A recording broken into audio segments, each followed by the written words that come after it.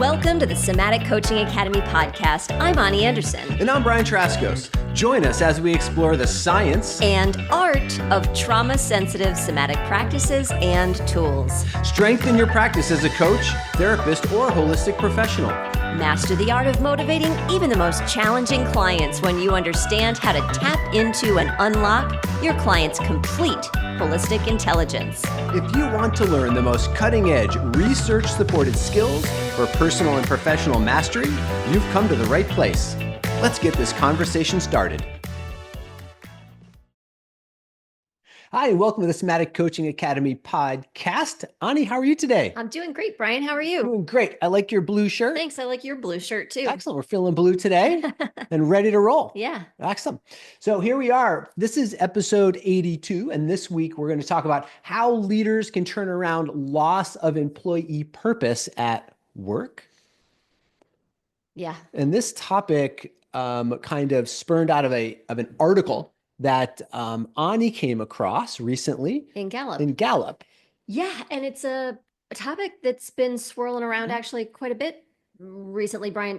Gallup wasn't talking about this, but as people are talking about the rise of AI, one of the things that's coming up is this, we might have a purpose crisis coming up as well. Like that's been a thing that's been starting to be talked about, and people have been talking to us about, since we're really great at helping people with purpose. Yeah. And this, I thought the Gallup article was really interesting, as it was pointing actually toward purpose as a part of the article, but not in the ways that we talk about. Yeah. So one of the things that the article, I think actually the title of the article was the Great Detachment. Correct. Right. And so I think it's interesting how we talk about just cultural trends and we label things like the Great Resignation, the Great Detachment now. Well, so there's interesting stats in there of like why they're calling that now.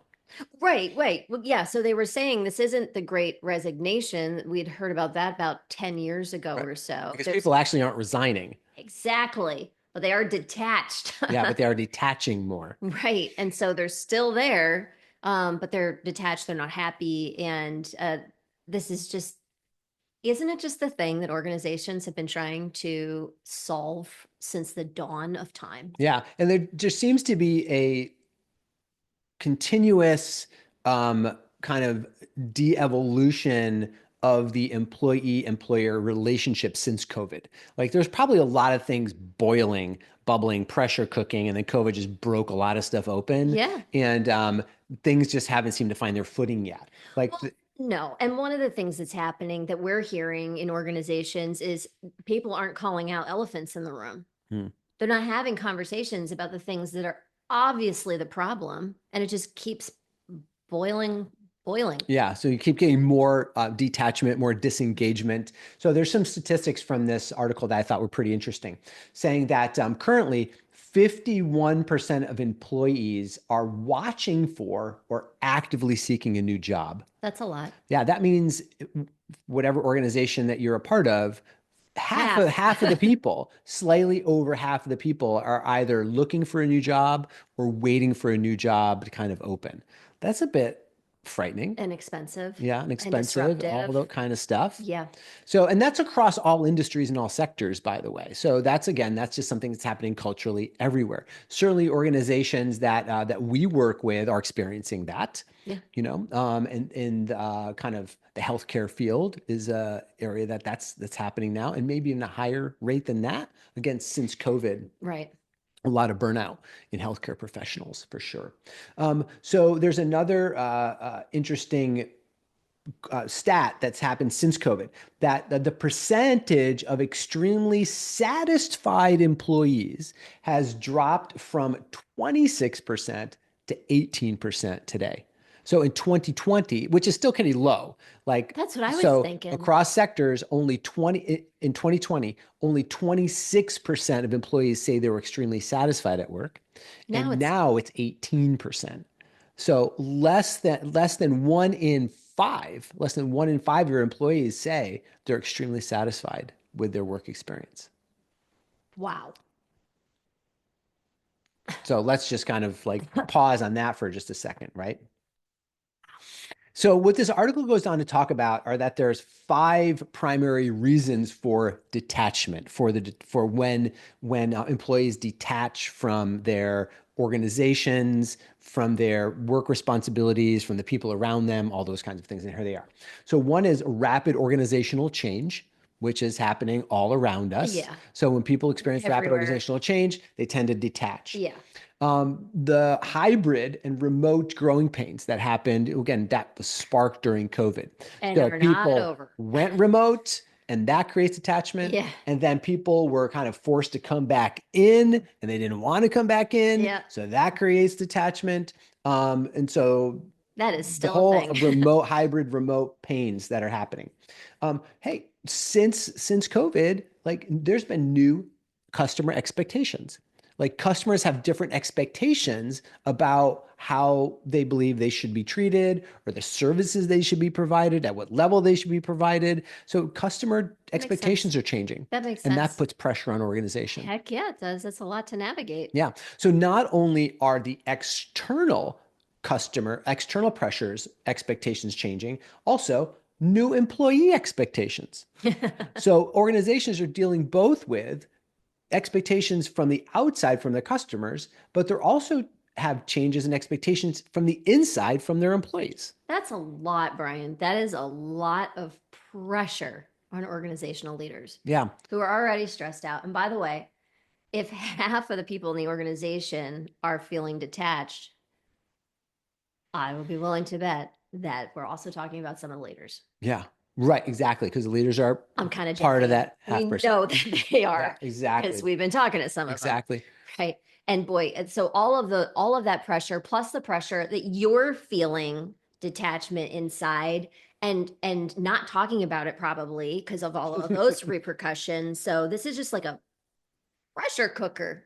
Yeah. And if you go back and listen to last week's podcast where we talked about the Banny world, like you start to get a feeling of the brittle, anxious, nonlinear, incomprehensible kind of experience that the world is today, and leaders are having to deal with that. I just want to blither Yeah, just I just want to talking kind of about it, shake it off, right? Brian. So there's one more reason though. That's only four of them. Okay. So the fifth reason that this article cites for this trend towards detachment is broken performance management practices. Mm, So in other words, but it makes sense that that would happen because if there are hybrid remote growing pains going on back and forth. By the way, rapid organizational change, hybrid remote growing pains, new customer expectations, new employee expectations, then whatever management practices have been in place at that point, they're not going to work, right? So they will be broken, which means now you have systems that aren't being utilized, that aren't working. So now you have employees inside the organization that have no idea. There's not clarity around what they're supposed to be doing or how they're supposed to be doing it yeah. and how they're supposed to be relating to the customer expectations. So all that lack of clarity and procedural understanding creates more detachment. We have a lot of clients who work in the boutique consulting kind of spaces with organizations. And Brian, a lot of my clients right now are working with organizations on exactly what you just said, Hmm. like performance management, evaluation kinds of systems Yeah. right now. Like there's a bunch of that going on just in our world. And I have to like uh, shake my head and go, oh my goodness, here for a second, because I think we're probably creating these new management systems, performance evaluation systems on top of problems. Hmm.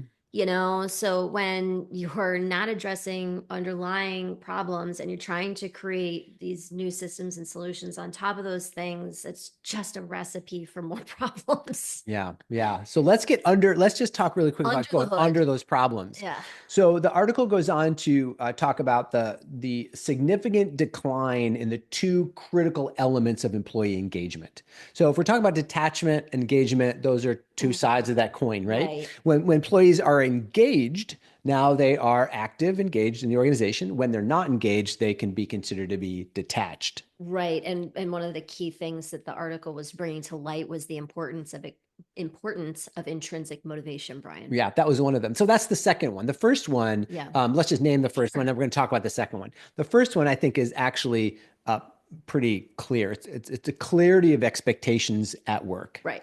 Like, so I don't know if we have to say anything more about that. Most people feel like they don't understand the expectations. Clear communication is not happening.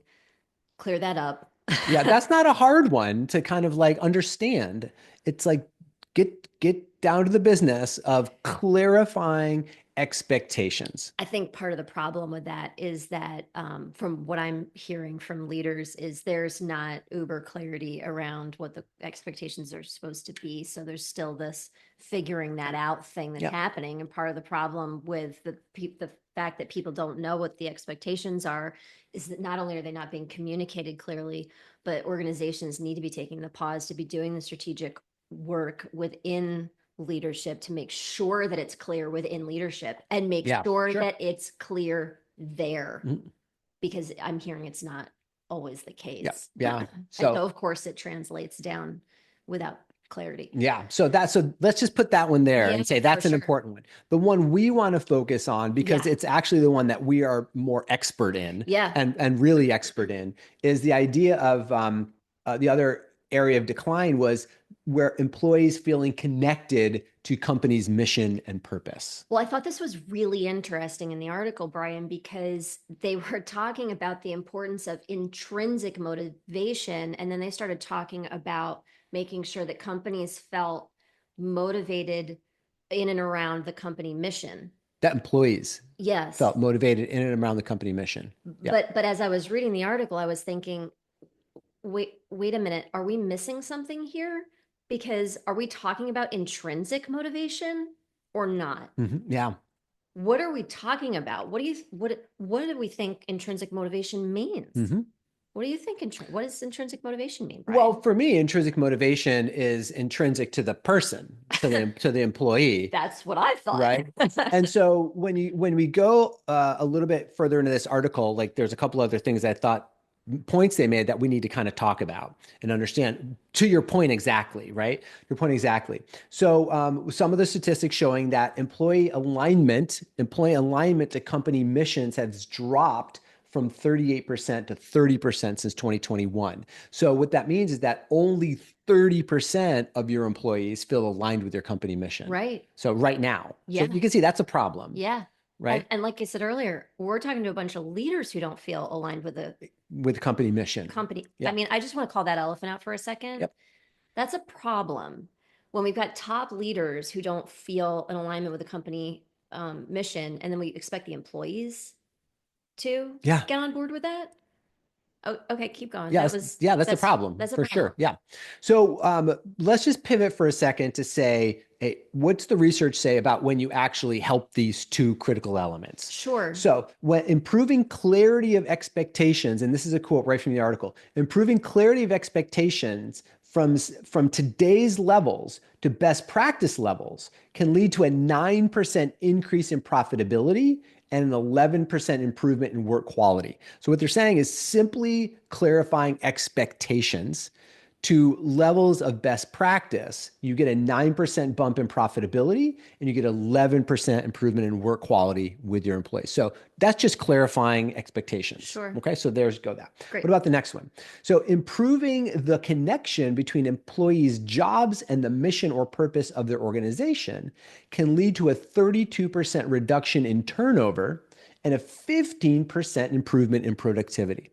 So what they're saying is if you can effectively align your employees Job. their job, They're saying job. I job, just want to be right? Yeah. clear about that Their because they're job saying doing. with the mission or purpose of the organization, then you get a 32% reduction in turnover and a 15% improvement in productivity. I will bet those numbers would be drastically higher if they saw purpose and motivation more about who the person was and who they are rather than what they're doing. And I know that sounds paradoxical, but that's why it must be true.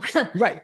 Yeah. Because productivity will skyrocket as soon as we start to change the conversation we're having around motivation and purpose. Yeah, exactly. Besides the fact, I just want to point out that if we're expecting that what's going to happen is that leaders are going to inspire, I'm pretty sure they use that exact word in the article, people to get on board with the company mission. Do you know how much sustained energy that takes? Because we're not actually talking about internal motivation. We're talking about leaders and managers needing to continually use their resources, their energetic resources, to inspire and bring along other people. And that's not true internal motivation. Correct. That's actually going to take even more energetic resources from already drained leaders. Yeah. And so the article goes on to make four suggestions of how to actually make this pivot. And I think as we read through these, we thought these suggestions were kind of, by honestly, like meh. Like that, I don't think they were really hitting like on what you're talking about, Ani. I think they're recycling what they think has worked in the past but hasn't. Right. That's my impression. Yeah. So what they're saying is, and this would make sense, to clarify and model the mission and values of the organization. So Absolutely. clarify the mission, clarify what needs to be done. Sure. And model, it says, right? Right. You Yeah. just said that. Yeah. Model it. Model it. Now, this one, it was help employees see how they contribute to something bigger. Now, I thought That's this was interesting yeah. because that doesn't always land because not everyone is interested internally motivation wise to contributing to something bigger, Exactly. right? Exactly. That's not That's motivating for everyone. such a fantastic idea. Mhm. But practically, exactly, that's not how everybody's Right. It's not motivated. how they work. We need to know how we need to know how people are motivated so that we can use their internal motivation. And that might not be it. Yeah, exactly. And goes on to the next one. They said, ask employees to share stories about what makes them proud of their work. That also is not inherently motivating, I would say, for many, many people. Right. That's actually could be detachment. That could create more detachment for It people. certainly could. Yeah. So that we're not kind of paying attention to what does inherently motivate that person Right. sort of thing. So hopefully you can kind of see where we're kind of going that. Now the last one is ensure that employee experience is delivering on the company's mission and values. When I heard that, I was like, oh no. It's like now we're making sure that the employee they are delivering on the company's mission. Right. And I think that's where the problem exists. So we haven't taken any consideration into this person and what really motivates this person and who this person is. And then we're going to ensure that you're meeting the company's Right. mission. And this is what we've been trying to do for a really long time. And it hasn't worked for a really long Yeah. time. And it's still not going to work. And it's not going to move the needle sustainably. Yeah. It seems like we're still way behind in organizations of the yesteryears where the expectation that people are just going to show up and do their work because they are going to be proud of their work. And we're talking the 50s. We're 50 years past that. And we've been in evolution now for a sustained period of time where the signs from employees are very, very clear Very that clear. they want to be recognized as individuals. Yes. They want to be recognized, Valued valued, and seen as heard for what's important to them. them. They want to be recognized. They don't care as much, I'm sorry to say, about the company's mission. And they won't until they feel seen, heard, and Exactly. recognized for them. And you Right. know what? Kind of, why should they? Yeah. Right? Because we need to be able to see, hear, and value our employees for who they are first. Yeah. The company's got to go first. Yes. I think that's so important. That's very clear now. Very clear in the research, very clear in what people are saying. Go in and do interviews with anybody in organizations, and they want to be recognized for who they are by the company before they recognize the company's values. I'm sure this makes sense for more than just this contextual thing I'm going to bring up here. But from a standpoint of the map of consciousness, Brian, this whole plan makes no sense. It's not going to work. We're expecting to bring people from 0 to 100 on the map of consciousness, and it doesn't work like that. Like, this isn't how humans work. This isn't how evolution, Mhm. consciousness, thoughts, mind, intelligence works. It doesn't work. But if we look at like the map of consciousness, we would see there's a map for these things. If we look at like things like the motivational Yeah. mapping, Now they're we see maps. Yeah. there's maps for these. There's literal maps for this stuff. But it requires us to see employees as people who are making up the folks who are moving this thing forward, and to value that. And that takes paradigm shifts. Yeah. And so this is why we choose to use the motivational maps as a primary assessment with the work that we do with individuals and with organizations, because it is a very quick and unobtrusive way to understand what intrinsically motivates people. And, now I'm just actually super excited now, Motivational Maps just came out with an app for the phone. Oh, yeah. And so managers and employers now at their fingertips can open up on their phone the motivational map results of every one of their employees and look, and it'll give you strategies for motivation in the app right there. That was So you can actually call up an employee, look, oh, what can I do to help them feel more motivated? It's right there. That was one of my favorite things to see with the app, because you could like read the map and kind of figure things out on your own, but it literally has what to do right there. Yeah. In the app. I thought it was really brilliant how it was done. So it's getting so much easier for every interaction as a leader that you have with your employee to kind of just do a quick glance and say, what motivates them? Yeah. And it's literally one sentence that you can say to them and that will motivate them differently than a different way you would say it to somebody else. Mm-hmm. And when you do that with people that you work with often on your work teams, it becomes second nature. And then all of a sudden you've got this culture of motivating one another. And when people feel more energized within themselves, when they feel motivated within themselves, they're much more likely to say, you know what? I have the energy now to align my work with the organization's mission. And humans naturally want to be part of teams and communities and groups of people. They naturally want to do that as long as they have enough energy for themselves. Right. So when we help our employees to have enough energy for themselves, they're going to naturally want to be a part of the group, of the team, of the community. Another Gallup report recently, Brian, was talking about the importance of hope. Interesting.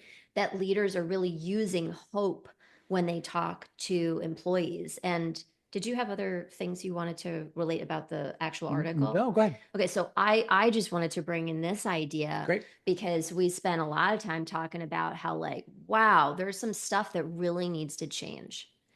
And I believe that now is the time, and we are perfectly placed as humans who create organizations to really understand more about who we are as individuals so that we can be better as a collective. I believe that we have the resources. I believe we've never before in history had the resources that are just perfectly timed for us to finally do something more meaningful and different as groups of humans. And like the motivational maps and other resources, we have the resources to be able to do it now. And it's a choice that we're going to make, as leaders, and groups of people. And for us as individuals too, like individuals are taking a stand for what they will and won't tolerate. Yep. Mm-hmm. That's happening. So are we going to meet that with this kind of movement and really, really see people, hear people, and value people so that we can do more as humans? I think it's time to do it. Yeah, it's a transformational opportunity. It's a transformational shift that has to happen. It's time for the mountain to go to Muhammad. I mean, there's that saying, if the mountain won't come to Muhammad, Muhammad needs to go to the mountain. Oh.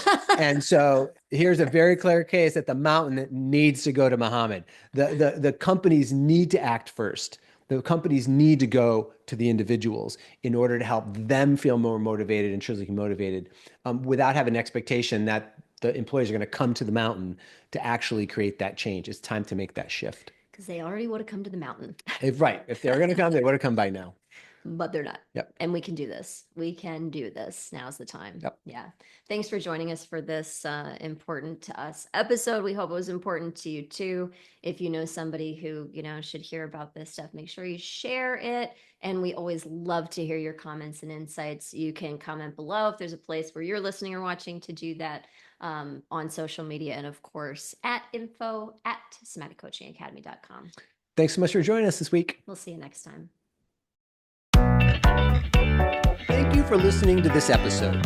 We hope that this conversation will help you improve your practice and change the way you think about your work, your clients, and yourself.